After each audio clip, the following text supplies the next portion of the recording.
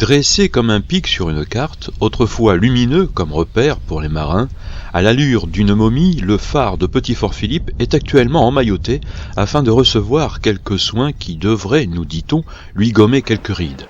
En quelque sorte, un bain de jouvence pour cet édifice de 178 ans.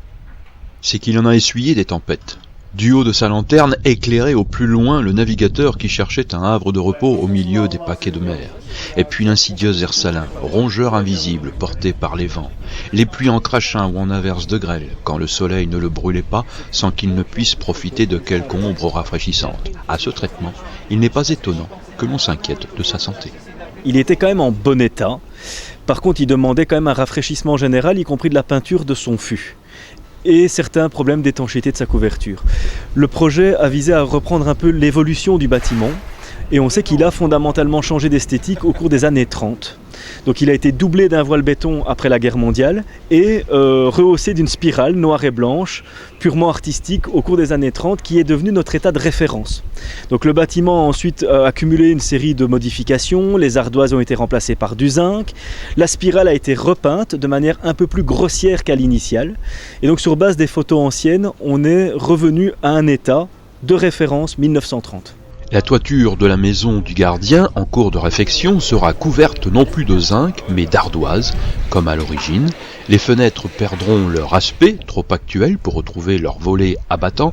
Si l'aspect extérieur sera notoirement changé, l'intérieur de la maison du gardien fera l'objet de transformations des espaces. Cependant, tout ne sera pas marqué du sceau du millésime 1930. Le phare n'est plus un phare actif, le gardien n'est plus, et donc l'ensemble de la maison du gardien devient espace culturel. C'est ce qui fait que certains locaux sont utilisés comme des espaces témoins qui vont un peu refléter ce qu'est la vie quotidienne d'un gardien de phare. Les espaces arrière seront résolument contemporains que pour accueillir des classes, des activités et une valorisation culturelle. L'objectif était vraiment de valoriser la vie du gardien puisque tous les phares, par exemple ceux qui sont en pleine mer, ne sont pas munis d'une maison de gardien. Donc ici on est dans une typologie particulière qui est du phare sur la maison du gardien, qui plus est Maurice Bien-Aimé, et qui était l'ancien gardien et assez connu, est une figure de la région et donc on voulait aussi lui rendre hommage. Travailler sur la restauration d'un tel édifice proche de la mer et de ses effets sur les constructions implique une approche qui tienne compte des aspects environnementaux immédiats.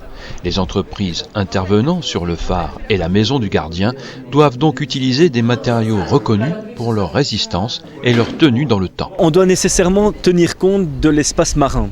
Par exemple, les ardoises qui seront replacées doivent répondre à une catégorie. On n'a pas pu varier les pentes, on n'a pas pu mettre les matériaux qu'on voulait. Il y a quand même des règles de l'art à respecter, induites par la présence de vent et de sel. Au niveau du fût, on va dire que ça reste un triste élément de l'histoire, ce dédoublement de voile béton suite à la guerre mondiale, mais aujourd'hui c'est quand même une carapace qui le protège. Donc on n'a plus un fût de briques maçonnées avec des matériaux beaucoup plus poreux, il est quand même doublé de ce voile béton. Mais le choix des peintures, le choix des verres, le choix de la couverture, tout ça a été opéré en tenant compte forcément du milieu marin. De la lanterne octogonale, la lumière diffusée par la lentille à échelon dite de Fresnel, du nom de son inventeur, a émis ses premiers éclats le 1er mai 1843.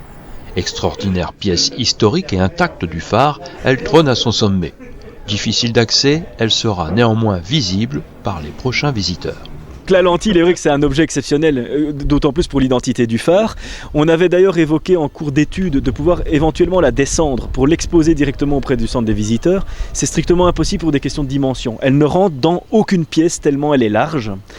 Ça fait aussi qu'elle ne sera pas directement accessible au plus près des visiteurs parce que l'espace est beaucoup trop réduit.